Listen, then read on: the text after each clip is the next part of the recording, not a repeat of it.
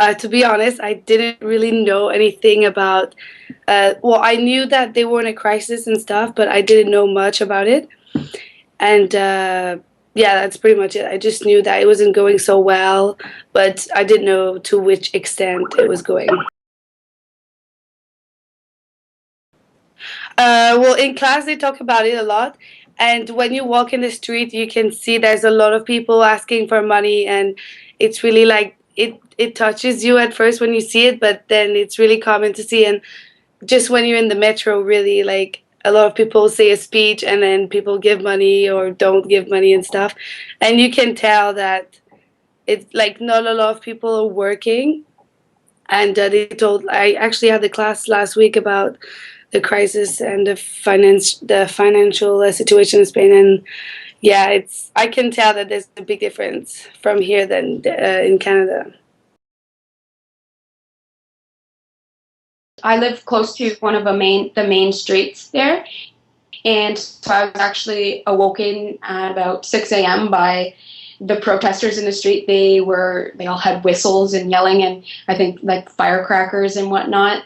They had stopped all the traffic in the road. So I woke up to that, which I wasn't happy about. But then, I had class at 9 a.m. and I walked there, and you could definitely see the protests occurring. There were some people out. They're all dressed in red and black with their signs. No, not really doing anything, kind of just standing around at this point.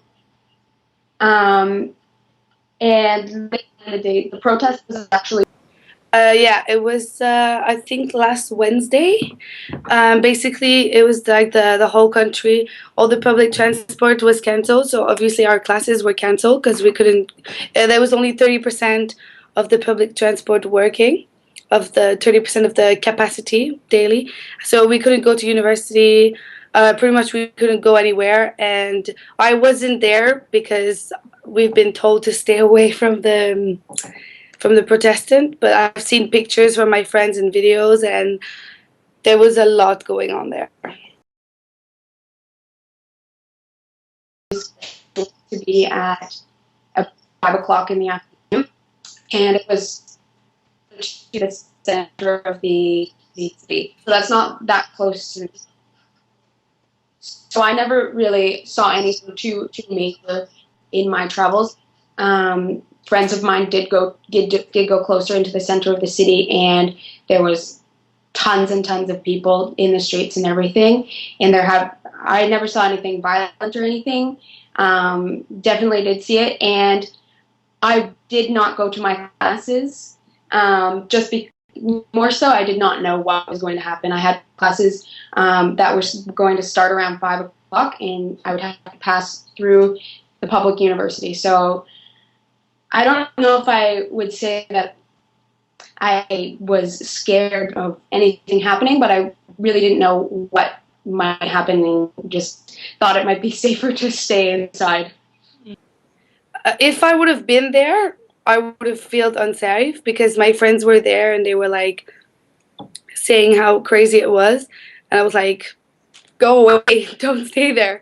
And the next day, actually, I heard that maybe there was still things going on there, but when I went, there was nothing. So no, I didn't feel like unsafe or anything.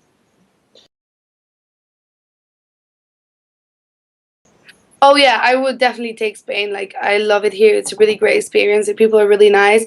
And I mean it doesn't really affect me and I think it's good that like foreign people come in the country to like contribute to the economy and buy things and so yeah, I would definitely choose Spain again.